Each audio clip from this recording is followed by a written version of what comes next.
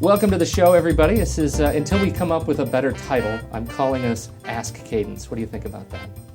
Great. You like it? Yes. You like it? This is Pete Wright. I'm sitting here at the round table with two of our project management experts from Cadence Management Corporation, Jay Christensen. Jay, welcome. Thank you for your time. Thank you for the opportunity. Excellent. And Scott Lissit, you just recently joined the Cadence team, yeah? Yes, I have, Pete. Welcome to the organization and the table. Thank you. Nice to be here. It's very good to have you both here. The purpose of this show, this is episode 1. I'm so thrilled that we can actually do the show. I'm hoping that this will become the Dear Abby for the project management set.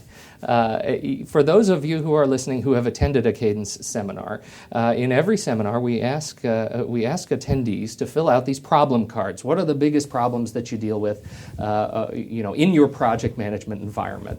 Give them to us. We'll hash them out in the course of the seminar. And so we have these volumes of problem cards. These are real. These are the tangible guerrilla problems that people are dealing with in their project work. And we thought, what better way to get those to get answers back to the people than covering them in this podcast. So that's what we're doing here. This first episode, we have actually picked out one of the biggest problems that we've run into in project work, and we're going to go ahead and hash it out in a little discussion here. So I believe the first one, again, a real problem from real listeners. Jay is going to handle this one for us. Now, what I have here, Jay, is it's not even really in the form of a question yet, but lack of key skills on the project team. What is the problem behind that? What really happens, Pete, is that people are assigned to projects and they identify the task requirements for the project and then looking for people who can do that work on the task. And what happens is that they ask management for resources to be assigned to the project, and management will assign a person to the project, but that person will not have the knowledge necessary to complete the tasks.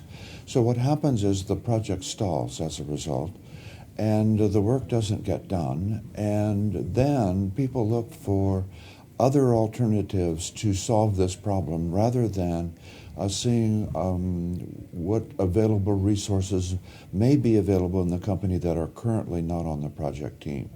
For example, what they may do to solve this resource limitation problem is attempt to redefine scope in order to avoid the piece of work that they don't have the skills for on the project team, which of course is taking the project in the wrong direction.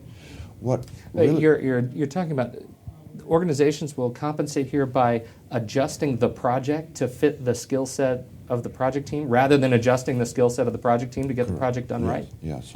Well, that seems like a terrible thing. One thing I would think would have to happen in that case, Jay, would be you would need to go to the functional manager as soon as possible and let them know that somebody with the appropriate skill set needs to be assigned to the project early on, or the scope of the project could be in jeopardy, and we don't want to change the scope if we don't need to. And a key tool for doing that, Scott, would be the responsibility matrix, which identifies the people on the team and the work required to complete the project. So the project manager and the team could identify those tasks where there are missing resources, and then the project manager would visit the functional manager of the particular discipline or department and review with the with the functional manager the task list that's required to complete the project work. This gives the functional manager the detailed knowledge they need about the project to select a more appropriate person for the project team. Yeah, and that has to be done early on, as soon as possible, exactly. So that you don't put in jeopardy the scope of the project or the schedule of the project, because if you continue too long with the wrong project team, then you may not be able to recover in time enough to complete the project on time. Yes, in fact, I would even strengthen that statement to say that the project should not proceed beyond the planning phase if the correct resources that can do the work are not identified. Well, now wait a minute. That brings up actually a question that I've got sort of mulling around here. what happens in the case where, which I would presume is a fairly real-world scenario, where you have a project team member who's been assigned to this team who probably wants to be on the team, who probably wants to be associated with this, and may know how to define the work, but doesn't actually, in practical terms, know how to do the work. How does this actually, how does a project manager figure out that they don't have the right skills on the team? I would imagine more often than not, the project manager is finding out later rather than sooner. Isn't that really the problem? Many times what will happen is that people will be conscientious enough to say that they are interested in the activity or interested in the work, but that they are not knowledgeable enough to satisfactorily complete that work within a reasonable period of time. So that is many times what happens is people say, I'm interested in it, I just don't think I have enough skills to do the work. Are people self-aware enough team members typically self-aware enough to actually be able to say that? Those people that are conscientious, certainly, and also if they are not necessarily in front of their manager where they may get dinged from a job performance standpoint, yes, they would be fairly open in that regard.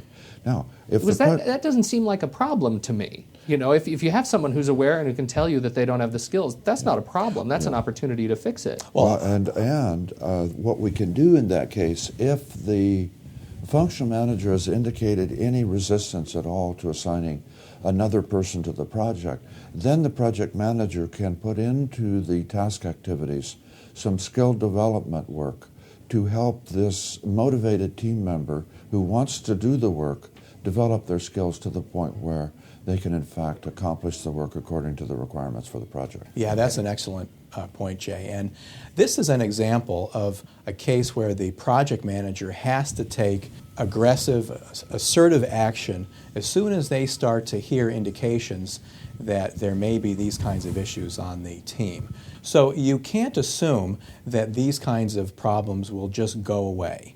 This is a case where, as project manager, you can't hope this problem will go away. You have to take assertive action to discuss the issue with the functional manager or put in appropriate tasks to bring those team members up to the appropriate skill level. Right.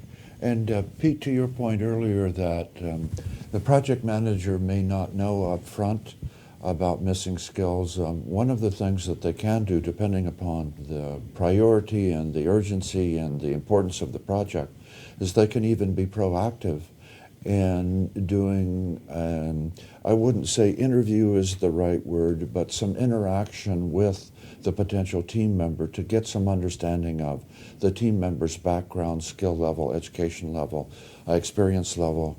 They may even go so far as to ask other people who are familiar with this person what their skill level has been on previous projects. Okay, so now we're doing an assessment before the project starts. That Correct. Seems like an incredibly powerful lesson out of this, is to have your ducks in a row beforehand. Yeah? I mean, would you agree, Scott? I would agree, and that's true in a lot of planning areas. It's very important to look at every potential area that could go wrong when you're in the planning phase. And you don't want to be bit by things like this once you begin project implementation.